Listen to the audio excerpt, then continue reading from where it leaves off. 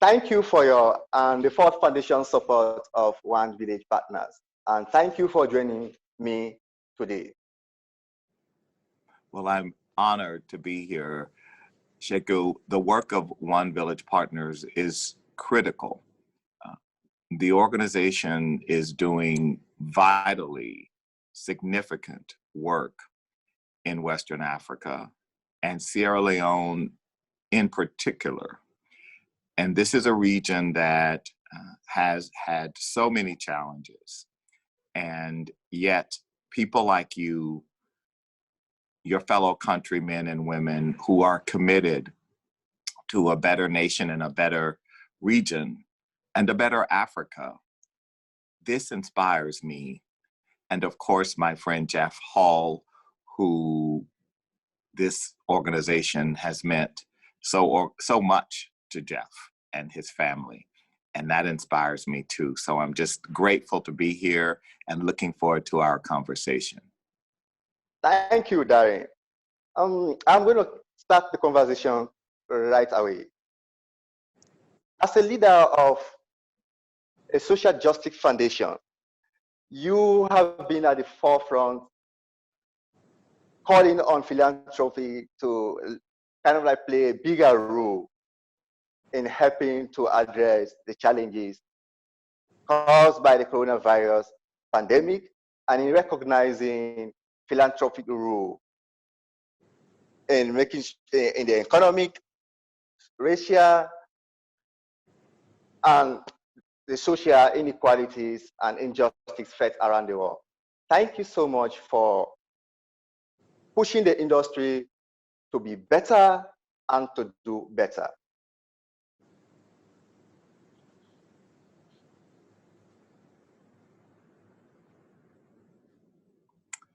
Well, I am very, very grateful that so many philanthropists have stood up, have come forward. But my challenge to philanthropy, Sheku, is that we have to do more, that this moment in this post-COVID world requires us to go beyond our usual practices. This is a crisis of unprecedented consequences, and it comes at a time when global inequality, the reality of climate change, and here in the United States, the reckoning with our history of racism and its implications, all of this has converged. And it is really a moment when philanthropy and those of us who are privileged, whether we are the Ford Foundation or we are individuals who have done well, more is asked of us and more will be demanded of us, rightly, because we have benefited during these challenging times, and therefore we must do more. There is no question about that. Yeah. Darren, you have proven to be an effective advocate for reducing poverty and injustice around the world. In a year of a global health crisis and a spotlight on systemic injustice, we have seen many organizations, families, and individuals turning inward. But on the contrary, the Ford Foundation has taken out a $1 billion in debt to support the important work of non-profits through these challenging times. In such a heavy year, Darren, what successes have we achieved as a world that keep you motivated to do this work? Well, first, Sheku, I don't think the Ford Foundation should be particularly commended. I think we did with issuing the social bond what we should be doing, and that is demanding of ourselves that we do more, that we innovate, that we evolve, and that we are porous enough to respond to the challenge of this moment. I am a believer in seeing reasons for hope. Organizations like OneVillage Partners gives me reasons for hope, because you see the resilience, the dedication, the determination of people like yourself to not give up, to not give in. In the United States, one of my heroes was a man called Congressman John Lewis, and he always commended us to cause trouble, cause good trouble, and cause it as much and as often, as frequently as we can. And what he was saying during his lifetime is we are going to need troublemakers. The troublemakers like you, Sheku, organizations that cause trouble, good trouble, like OneVillage Partners, who are not willing to take no for an answer, not willing to accept the status quo. And I think around the world, if we are to solve the challenge of poverty and inequality and injustice, we are going to have more good troublemakers, because the world is a perilous place. And we need organizations like OneVillage Partners to be the lighthouse in the harbor, giving light and energy to goodness and to positive messages and stories during a time of great darkness. What an incredible response. And I think I like the response about OneVillage Partners being a troublemaker. And I think that is incredible, kind of like trying to not to take no as an answer, but going deep. And I also like the humility and the resilience through which we kind of like try to engage our communities in making sure they feel more kind of like a part of the process and not out of the process. That is incredible, Darren. Darren, you may agree with me that philanthropy and international development have complicated paths. Both are rooted in racism, classism, and colonialism. OneVillage Partners model is a direct response to that, with a vision to shift power to communities so everyone has the ability to shape their own lives. Why do you think that community-led approaches like OneVillage Partners are important? And how can organizations be more effective by putting communities first? Well, we know from the history of international development that the old way of doing things, having elites, having Americans and Europeans plan from conference rooms in Washington and New York and Geneva strategies for poverty reduction in Africa. The roads and urban slums of Africa are filled with the carcasses, the equipment, the development projects that did not work. And they did not work because they did not put community at the center. They did not empower community residents. And we know now, that when community residents have agency, autonomy, authority, projects will be sustained and will be more durable and resilient. And so part of the shift that we have made at the Ford Foundation, and I think we're seeing, Sheku, very manifest in the idea of OneVillage Partners, is to not privilege the credentialed knowledge of experts from the World Bank or from some foundation, but to lift up and honor the wisdom and lived experience of people closest to the challenge, and to give them the power to be able to, with of course the help of experts when needed, to design and implement and hopefully sustain their work. I believe that this must be the way forward if we are to truly see the development landscape change and to see this work endure. We've got to have community at the center. We gotta have communities at the center.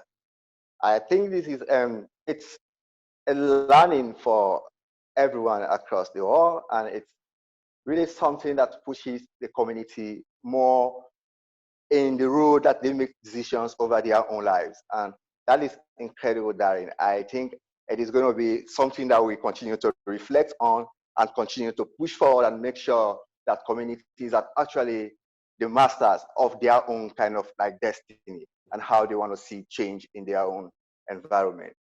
Thank you, Darren. I'm going to move the conversation to in your book that you write, Charity might be writing a check for a cause you believe in, or finding ways to help individuals that are affected by the scourge of inequality. But justice goes beyond the individuals. It is investing your money, your time, your resources, your knowledge, and networks to change the root causes that creates the need for charity in the first place. Darren, can you tell us more about this and how getting to the source of systemic injustice and racism applies in a global context? Well, I think when I reflect on philanthropy as we practice it here in the United States, of course, the name Andrew Carnegie and John D. Rockefeller are seminal. Andrew Carnegie wrote a critical, very significant essay in 1889 entitled The Gospel of Wealth. And in this gospel, he laid out the precepts of giving that has been followed by captains of industry, billionaires, all the way today to Bill Gates and others.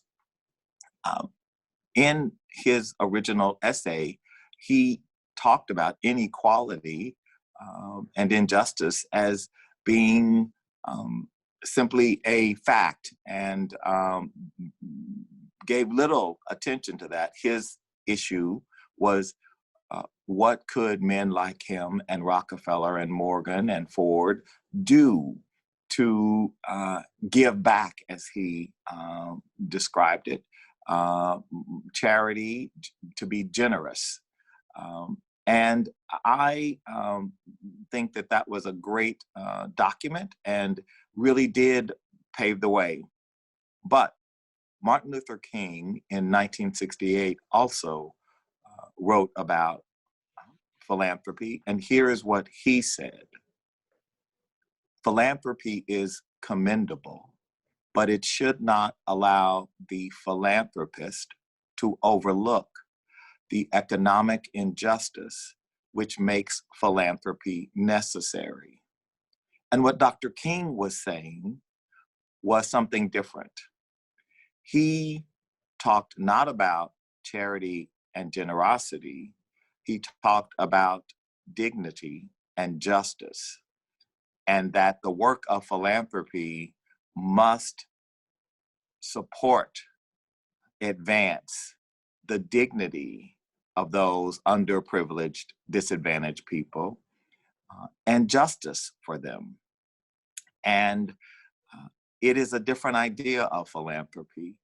It requires an excavation of the deep underlying causes of injustice, which globally is a reality, a historic reality of colonialism, of racism, and of white supremacy. These are very difficult things to talk about, but indeed, these are our histories. And if you know anything about Africa or Latin America, and of course of the United States, we know that this racism, this legacy of colonialism is still with us. And we, in order to find the kind of justice to address poverty at its root, we have to address these historic structures and systems and cultural practices that have advantaged some and disadvantaged others. Great. That is incredible, Darren.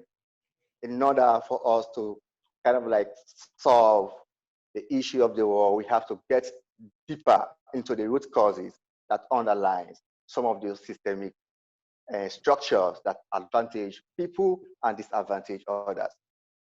Darren, I'm going to move on with the conversation to something that is a bit personal and that I really would love to get more and learn from your experience. I was raised up by a single parent here in Sierra Leone, one of the poorest countries in Africa.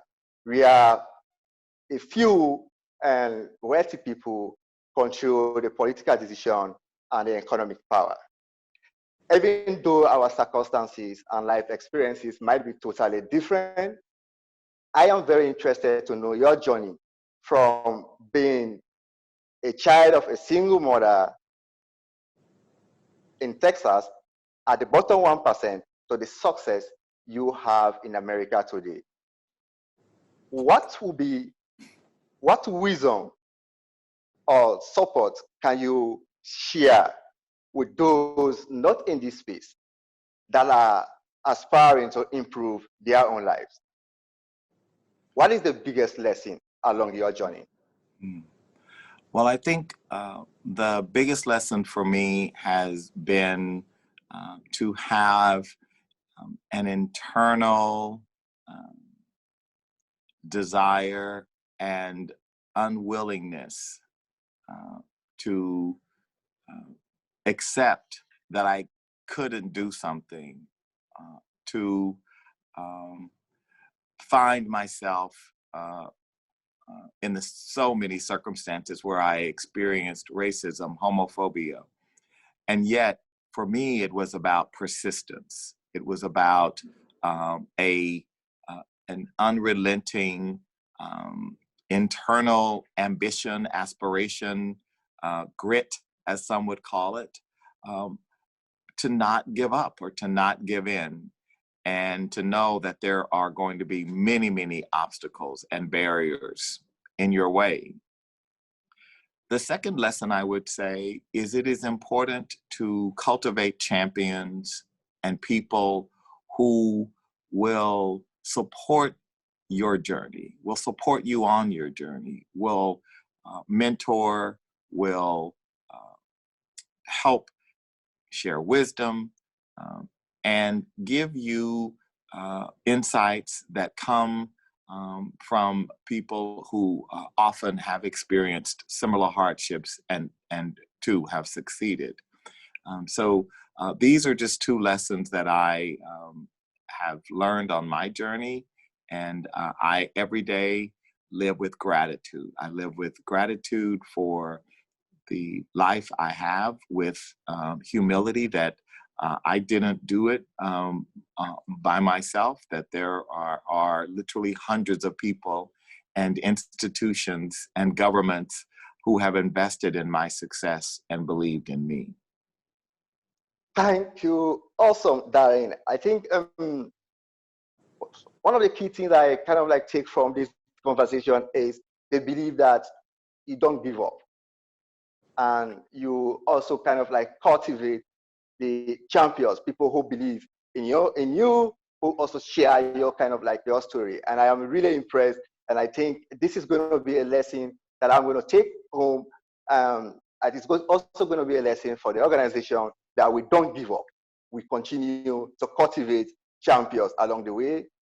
Thank you very much, Darren. Thank you for taking your time to share your wisdom and experience with us today. You inspired us and you give us hope. You have not only been, and you have not only made it success on your own, to make your success on your own, but you continue to advocate for the most vulnerable people as you. The Ford Foundation showed the way a more just future for everyone. Thank you very much, Darren. Thank you, Sheku. This has been a great honor and privilege for me. Congratulations to you and everyone at OneVillage Partners.